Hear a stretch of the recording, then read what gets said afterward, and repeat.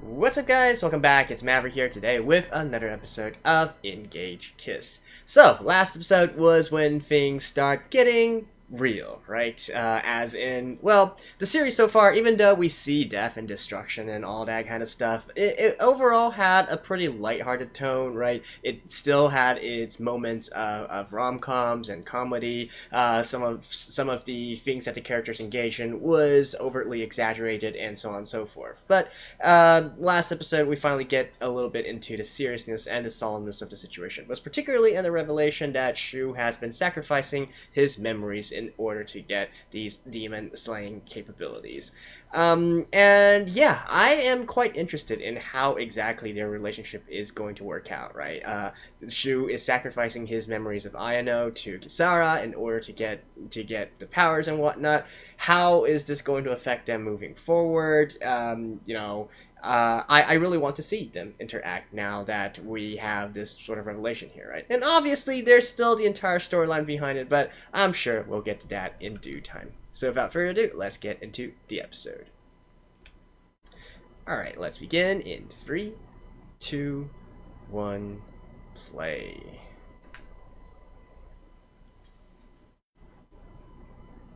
Oh, starting with Ayano this time, eh?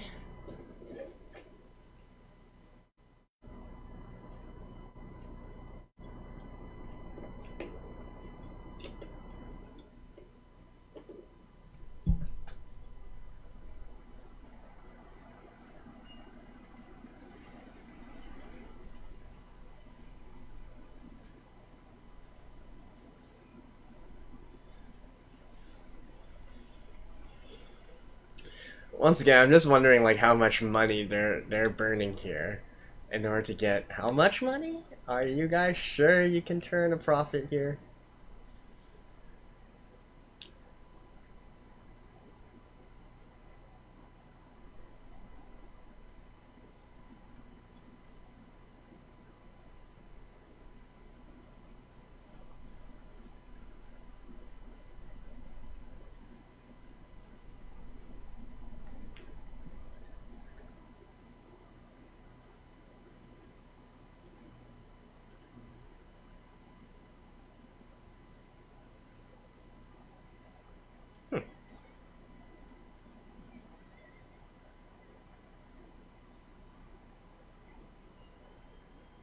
Well, what were you guys doing here in the first place, anyways?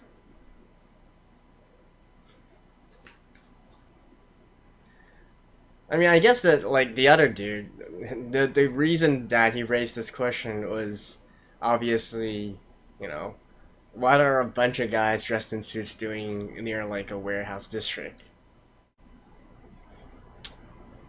Well,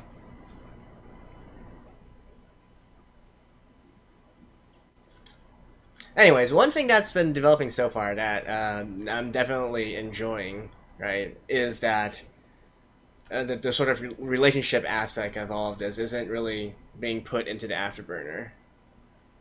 I think I talked at length about this in the previous few episodes, how typically in a lot of situations that start out similarly to the premise of this anime, typically ends up with the main character getting together with the new girl, right? The one who's either a demon or succubus, an alien, a transfer student. That's the typical sort of development plan here, right? The new takes over the old. But apparently it doesn't really seem to be that way.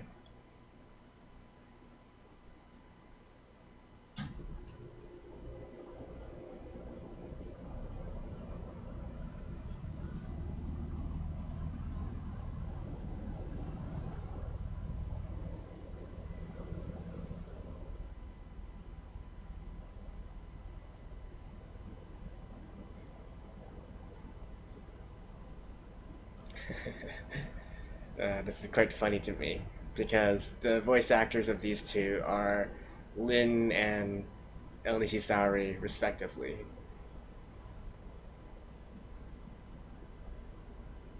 Who are actually classmates. Classmates from Seiyu school.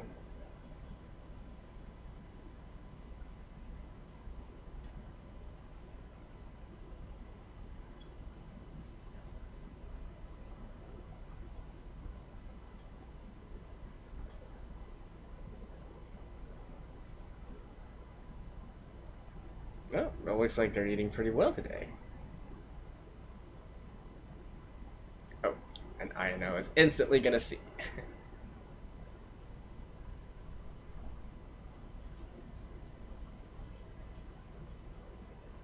Linfa.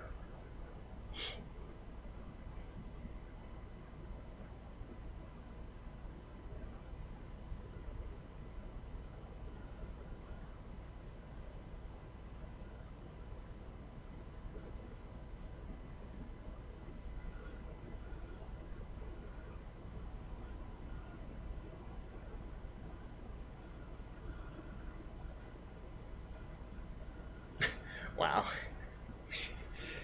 Seriously, that was like 12 bottles over there.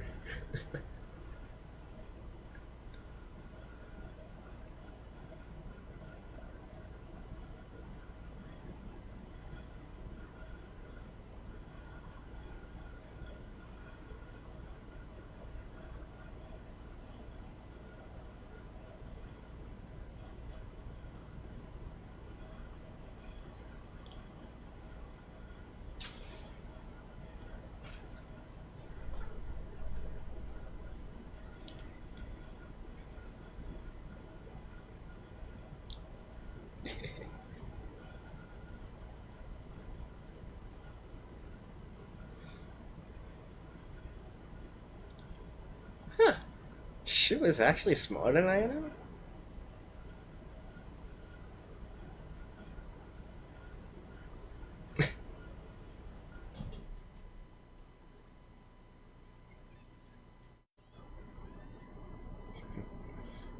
I find it also kind of funny that Ayano is dressed much more like a like an Ojo-sama than Linfa is.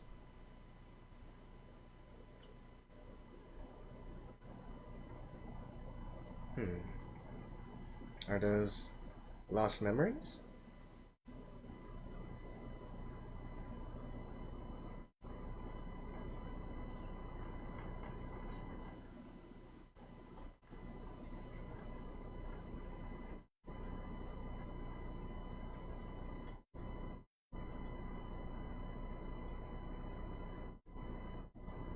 Nope. It's this annoying dude again. But apparently he's here to stay, eh?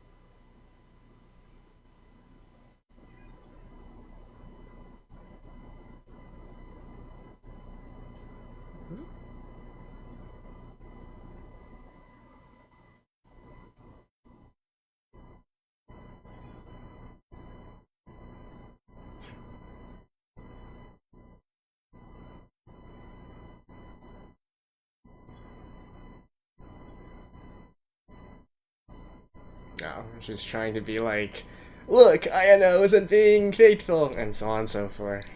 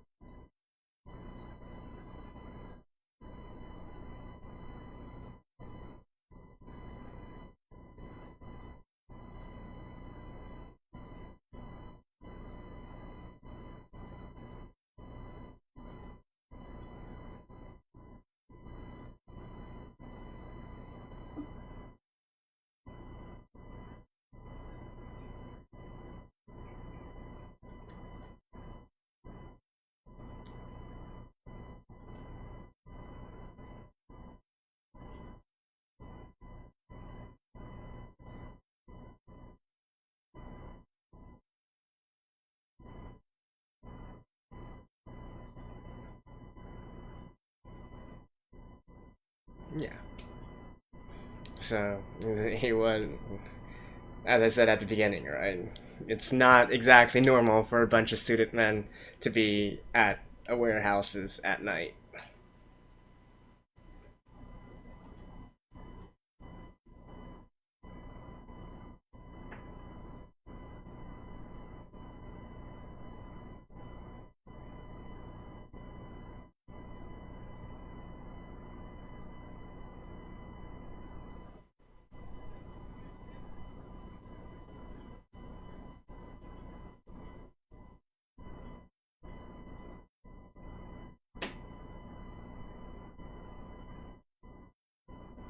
Hmm.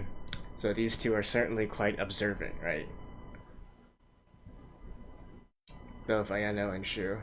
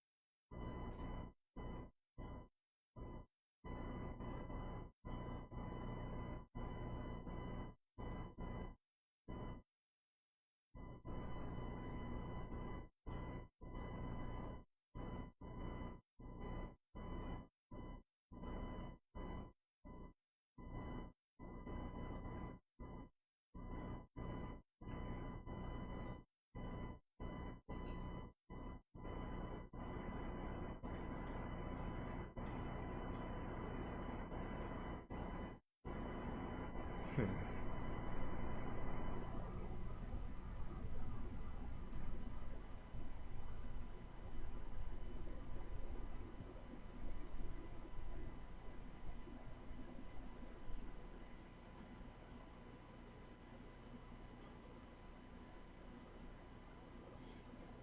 I mean, of course, that's where Shu and others come in.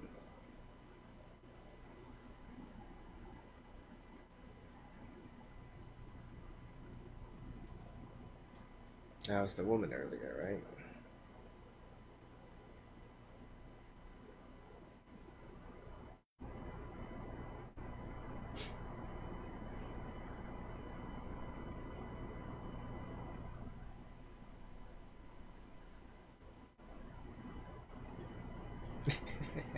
You know, I don't actually think Shu looks much younger than Ayano.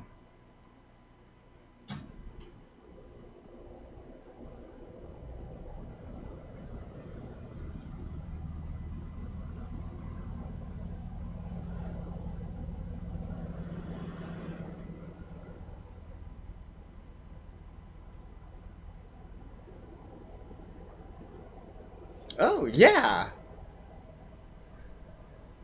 I completely did not notice that, actually. Oh my god.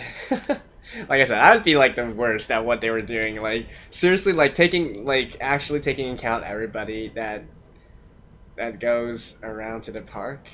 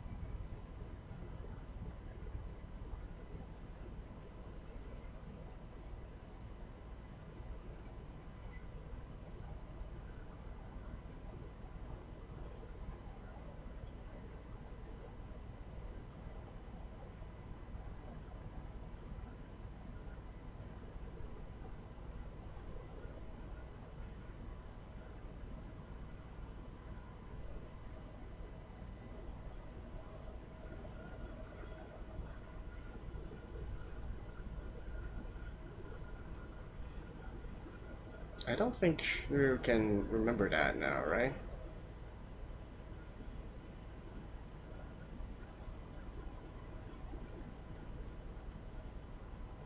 Yeah, he can't remember that now, right?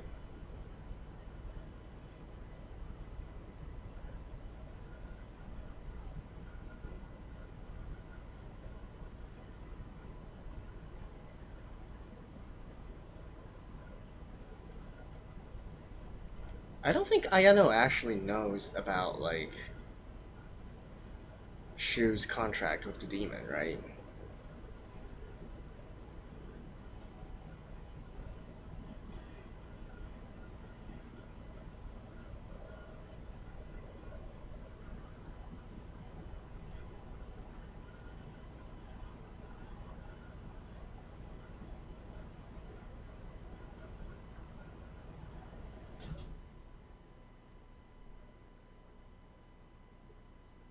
There's someone behind.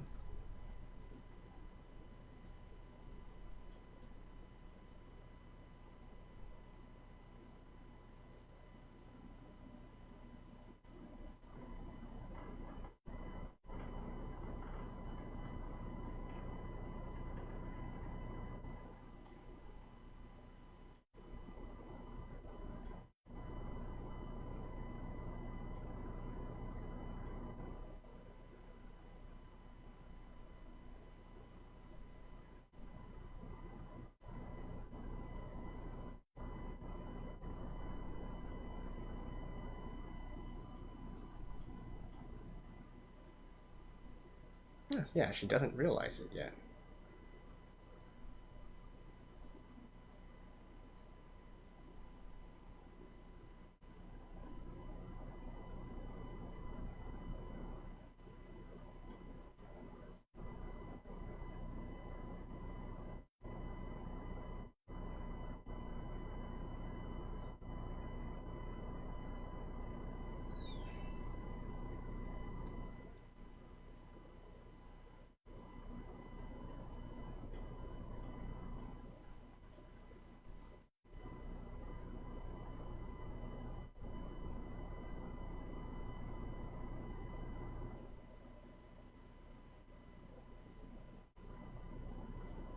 I think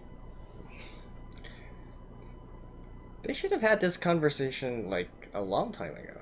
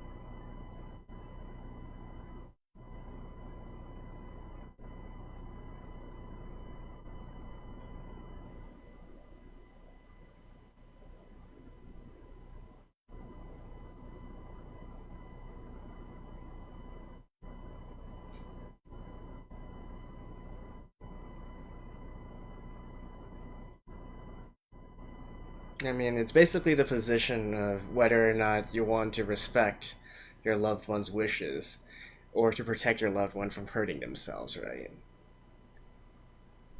You can't really say like there's a right or wrong in this situation, just two different perspectives.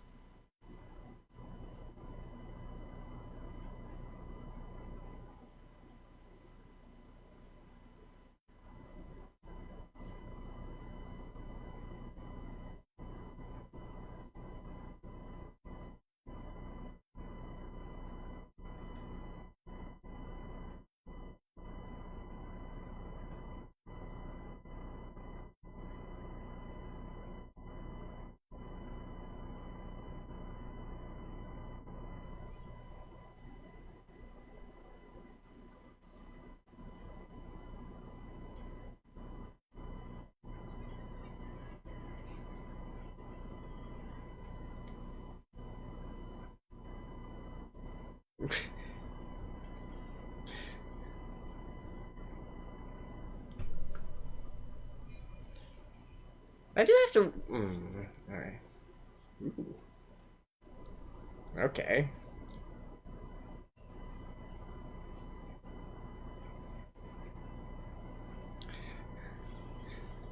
I'm still quite, like a little bit unsure. Like, what's the difference between demonically possessed and demons? Like, is this a demonically possessed or a demon?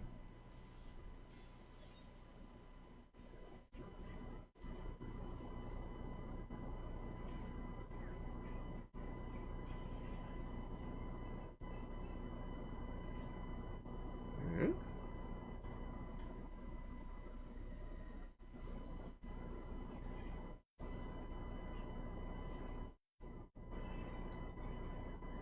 Well, that's quite the that's quite the toilet here.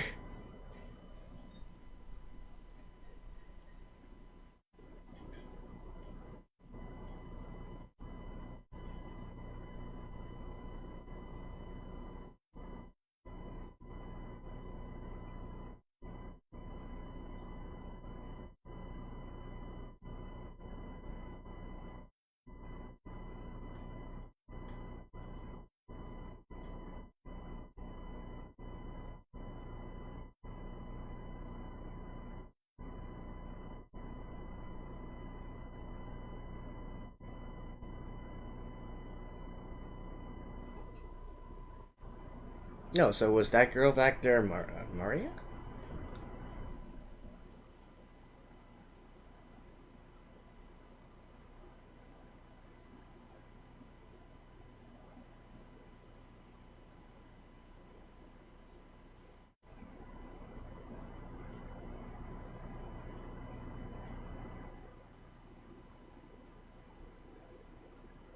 No, someone's drunk.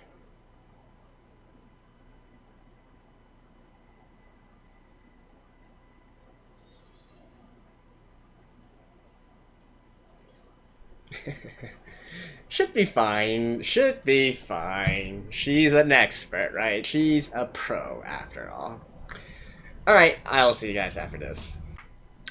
Okay, so it seems that events so far have been linked in one way or another, right? Which is kind of respectable, actually. So it seems that they are writing this story with an overall story in mind, and it's not just going to be episodic, right? Which I guess kind of makes sense. We do have like quite clear a goal here for our main character. He wants to find the demons or the people behind the demons that killed his family, and so on and so forth. And it just goes to show, like, I mean, it would make sense that everything that's happening so far are interconnected, right?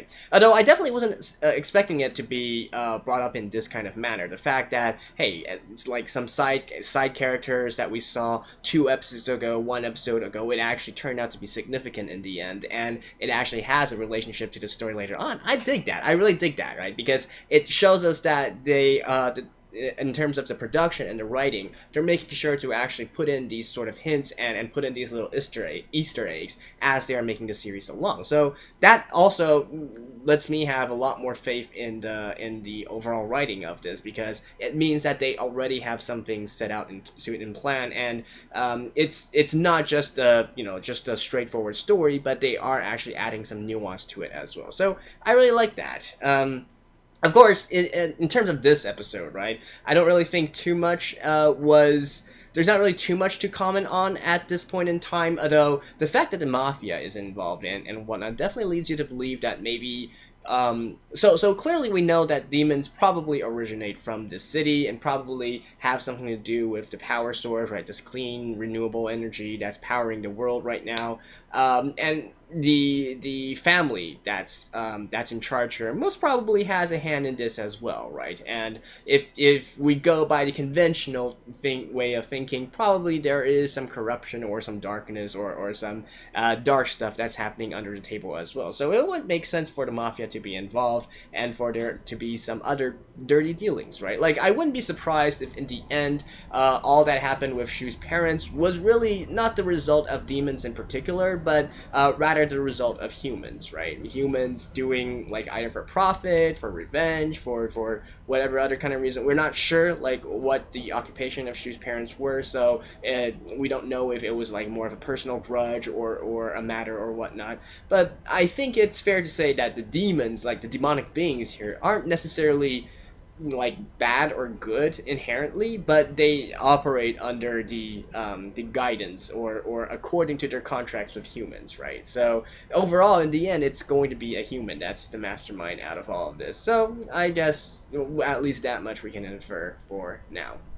I am kind of like curious in a part for in regards to one thing in this episode, like who was the one who shot that arrow towards Shu and told him of the hideout location, right? Like that came out of nowhere? Question mark. Maybe there's going to be like a new character that's involved later on down the line who we know that is also working with Shu and providing him with information and so on and so forth. I guess we'll just have to see in the future, right?